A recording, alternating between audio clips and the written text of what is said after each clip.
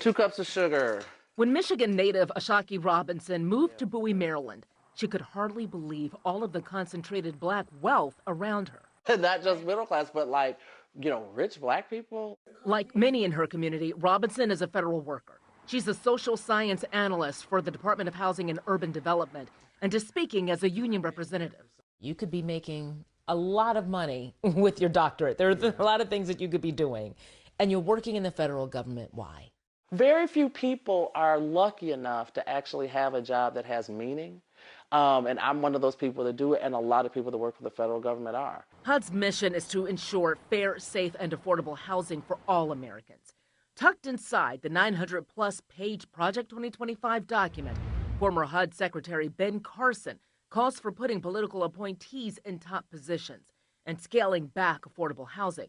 The document also wants former President Trump's Schedule F executive order that was reversed by President Biden to be reinstated. It would strip job protections from career officials and policy roles, make it easier to fire civil servants, and requires loyalty to the president. People shouldn't have to sell their souls to do a job. Prior to the adoption of these civil service rules, people were appointed, and when elections changed, they lost their jobs. Horace Cooper is chairman of Project 21, a program for black conservatives at the National Center for Public Policy Research. It supports Project 2025. He says bringing back Schedule F will make Trump more effective if elected, even if it means some workers losing jobs. I watched in the first Trump term, seeing how many government employees announced that they did not agree with the priorities of this administration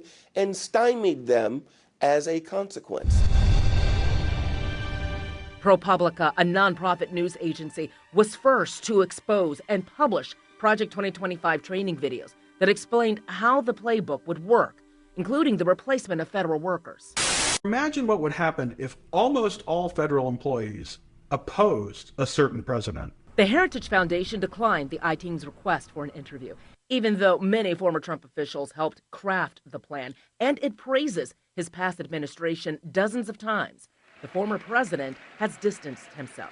I have nothing to do with Project 2025. That's out there. I haven't read it. I don't want to read it purposely. I'm not going to read it. That hasn't washed away concerns for unionized federal workers like Alicia Saunders, a mom of 3 who works at the Department of Education. Project 2025 calls for the department to be dismantled. What's going to happen to my household? What's going to happen to my paycheck?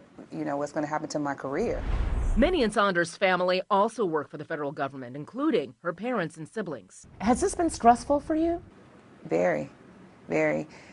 It's constant conversation. In 2021, the most recent stats from the Federal Office of Personnel Management, it shows that more than 18% of federal workers are black. That's higher than the country's entire black population, which is just over 12%. Howard University political science professor Marcus Board says the high representation of black federal workers is due to the job protections that have often eluded black employees in private workplaces. They have worker protections, federal worker protections that are guaranteed by the federal government. And so it's one of the few places where they can be sure that they're going to be supported, protected, and taken care of. To some workers, it sounds like this is a direct attack on black Americans and black middle class who are affiliated with the federal government. How do you see it?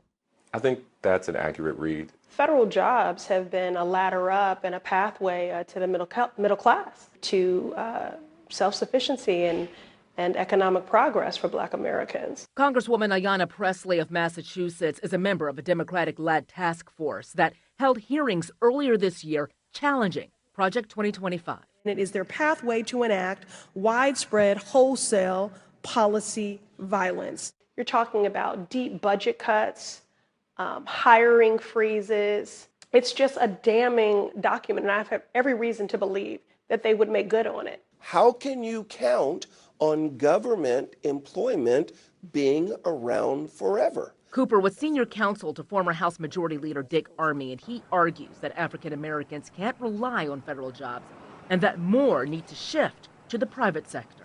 Do not rely on government. Why? because you can't rely on government. Is it a decade? Is it a century? At some point, it's going to be government that you're sitting there relying on that pulls the rug right out from under your feet. Yet leaving the federal workforce and the security it offers is not a plan some like Robinson even want to consider. My good government job, yeah, my good government job. It is paid for a lot of things. Of the more than 2 million full-time federal workers in this country, more than 300,000 are concentrated here in the D.C. metro region. The thing to remember is that this is a living document that has been written over decades. Regardless of who gets into the White House this time, workers tell us the future stability of federal employment is what's keeping them up at night. So when you think